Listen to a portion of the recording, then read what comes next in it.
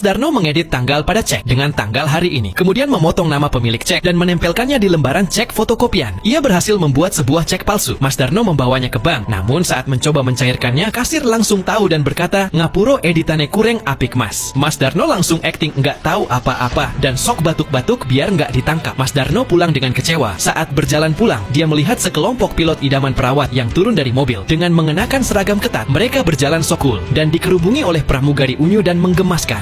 Bahkan Krucil Epep mendekati mereka untuk meminta gift skin alok. Manajer bank pun menyapa para pilot dengan sangat hormat. Mas Darno yang labil kayak Gen Z merasa iri dan memutuskan menjadi pilot aja. Ia menyamar menjadi wartawan dan mencari info gimana caranya jadi pilot idaman mertua. Mas Darno pun datang ke penjahit dan ngapusi Pak Penjahit jika seragamnya hilang dicolong wong gila. Ia pun mendapatkan seragam baru yang masih kinyis-kinyis. Namun saat akan membayar, Mas Darno tidak punya uang. Kemudian berencana memberikan selembar cek palsunya. Beruntungnya Pak Penjahit bilang bahwa hanya memerlukan nomor SIM pilot untuk mengurus pembayaran pada perusahaan. Dengan seragam barunya, sekarang Mas Darno pun langsung menjadi idaman wanita. Apalagi dengan wajahnya yang good looking membuatnya tampak sangat cool. Begitu datang ke bank, Mas Darno diperlakukan dengan baik dan cek fotokopiannya langsung diterima tanpa ragu. Hanya bermodal jadi pilot palsu, dia berhasil ngapusi banyak orang dan tidurnya pun di kasur empuk hotel bintang 7 anti masuk angin. Di sana Mas Darno kembali melancarkan usaha tipu-tipunya dengan membeli pesawat mainan dan merendamnya untuk melepas logo maskapai penerbangan. Kemudian ia menempelkannya di cek fotokopian dan menekannya dengan buku. Mas Darno pun membeli puluhan pesawat mainan dan berhasil membuat banyak cek palsu. Proses menambang dosanya pun belum berakhir. Kini ia mulai terbang secara gratis dengan cara nunut di pesawat lain dan bergaya seolah-olah dia adalah seorang pilot. Mas Darno puluhan kali nunut terbang dan traveling tanpa modal sedikit pun dan ia menikmatinya. Untuk membuat cek palsunya semakin sulit dideteksi, ia membeli mesin cetak tua seperti milik bank. Namun karena terlalu banyak cek fotokopian yang beredar, polisi gabut mulai menyelidikinya dan memutuskan untuk menangkap Mas Darno. Mereka pun berhasil menggerebek Mas Darno di kamar hotelnya. Namun di sana tidak ada siapapun. Polisi ini pun berteriak agar ia keluar dari WC. Mas Darno keluar dengan santuy dan berkata, "Nyong Sasupri dari BPU PKI. Wong kewes tak sikat," katanya tanpa dosa. Polisi itu tidak langsung percaya dan meminta KTP-nya. Tanpa ragu, Mas Darno menyerahkan dompetnya dan mengajak polisi itu ke jendela dan menunjuk jika rekannya telah membawa buronan itu pergi. Polisi itu percaya aja diapusi sama Mas Darno. Ia merasa lega dan sok-sokan memeriksa identitas Pak Polisi tersebut. Sambil ngobrol ngalor ngidul, Mas Darno mengemasi barang-barangnya dan berjalan keluar. Namun tiba-tiba polisi itu memanggilnya. "Pri!" Mas Darno pun kaget dan berbalik, tapi ternyata dompetnya ketinggalan. Mas Darno pun berkata, "Gawaset bro, seng tenang."